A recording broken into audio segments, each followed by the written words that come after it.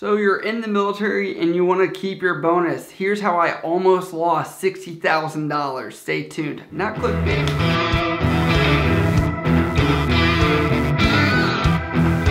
What is up, guys? You're tuning in to Nikki MGTV for another military video for all your military video needs. As always, you can hit me up on Instagram, Snapchat, or down in the comments below if you have questions. But as always, let's roll right into the topic, and that is how I almost lost $60,000 from a bonus in the Navy. I'm a hospital corpsman if you guys haven't been to this channel, and we don't really get bonuses. There are other jobs that do get bonuses.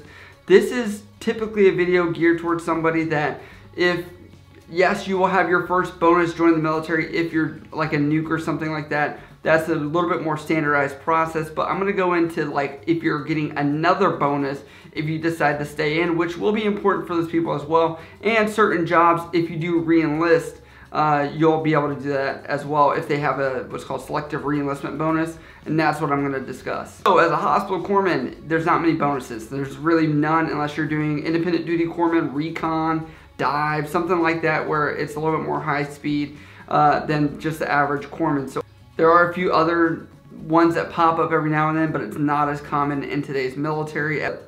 It changes as far as the nav admins are released, so I can't give you an update when a bonus is at this or that, because it could change when you watch this video, and it wouldn't be fair to you. You can always talk to a career counselor, but let's start the story. So I was an HM2 E5 looking to go to independent duty corpsman school. At the point when I was interested, it was $60,000 to go for this school.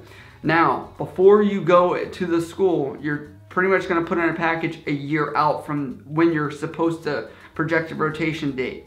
Now, once you're accepted, you can do what's called observe to train, which means it will lock in your bonus of whatever it's at that point.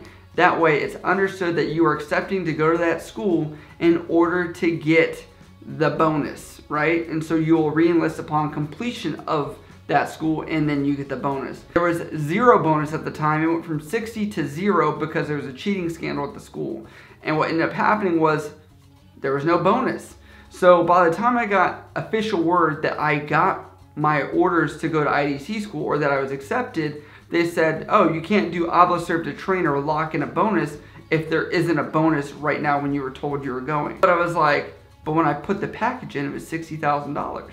And so I was like, did you guys wait around for it to go to 0 to finally, it was like literally a day or two after that it went to 0 that they said, yeah, you're gonna get $0 if you do the school. And I was like, I'm sweating here at this point. I'm thinking, what did I get myself into? Should I pull out? Because obviously, I mean, I still wanted to do it. The 60 grand wasn't a big factor for me. I was like, I'm financially okay. It was just one of those things of like, I want $60,000. Like, I want to put down some money on a house eventually. I go back and forth with Navy Personnel Command. I go back and forth with the people in Tennessee that are telling me you cannot observe to train. And I'm going through the instructions. Again, read every instruction you can.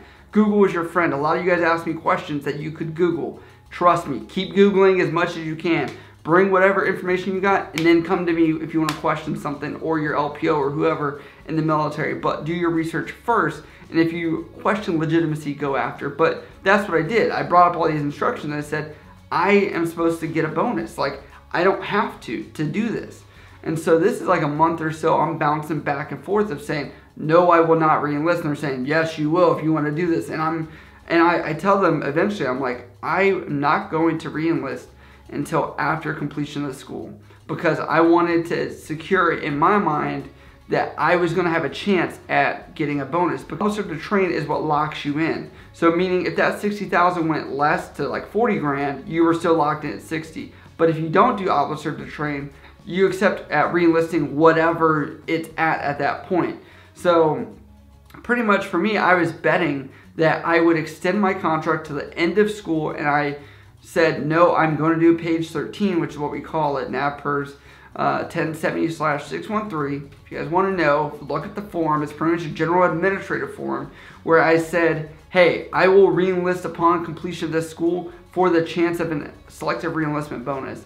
And it eventually went through. I don't know what changed the mind, what happened, but I got it. So I was stoked. And I was like, okay. So I get to the schoolhouse and I'm with all my classmates and they're telling me, yeah, man, my career counselor made me re-enlist. And you'll hear this for a lot of these bonuses. The career counselors will say, oh, you have to re-enlist for these orders. You have to re-enlist because on your orders, it'll say you must have a contract for this long in order to execute these orders because the military doesn't want to pay money if you can just get out in the middle of those set of orders. And I did a page 13 and it went through. A lot of these other people didn't fight it and they ended up getting $0. And I'll explain why that is. Because they re-enlisted so far out that they were not able to re-enlist at the end of school. Meaning they got $0 for re-enlisting for that specialty.